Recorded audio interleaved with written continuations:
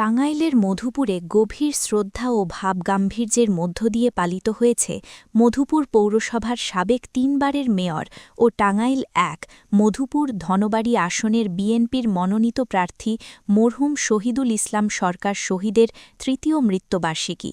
মঙ্গলবার ১৩ই জানুয়ারি বিকেলে মরহুমের নিজ বাসভবনে বাংলাদেশ জাতীয়তাবাদী দল বিএনপির মধুপুর উপজেলা ও পৌর শাখার উদ্যোগে অনুষ্ঠিত হয় আলোচনা সভা ও দোয়া মাহফিল।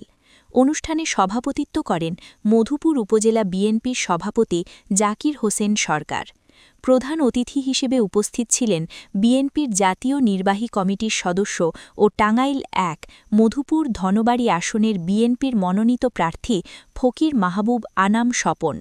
প্রধান বক্তা হিসেবে বক্তব্য রাখেন মুক্তিযোদ্ধা সংসদের সাবেক কমান্ডার বীর মুক্তিযোদ্ধা এম.এ. সামাদ।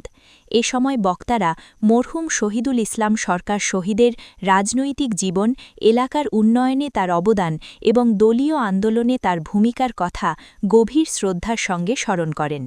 বিশেষ অতিথি হিসেবে উপস্থিত ছিলেন পৌর বিএনপির সভাপতি খুররম খান ইউসুফজি প্রিন্স, উপজেলা বিএনপির সাধারণ সম্পাদক মোহাম্মদ নাসির উদ্দিন, পৌর বিএনপির সাধারণ সম্পাদক খন্দকার মোতালিব হোসেন, উপজেলা বিএনপির সিনিয়র সভাপতি এম রতন হায়দার, সাবেক জেলা বিএনপির পল্লী উন্নয়ন বিষয়ক সম্পাদক ও উপজেলা বিএনপির সাংগঠনিক সম্পাদক হুমায়ুন কবির তালুকদার।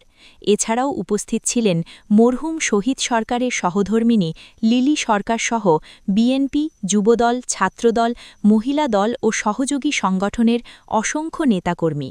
অনুষ্ঠান শেষে মরহুম শহীদুল ইসলাম সরকার শহীদের আত্মার মাগফিরাত কামনায় বিশেষ মোনাজাত করা হয়।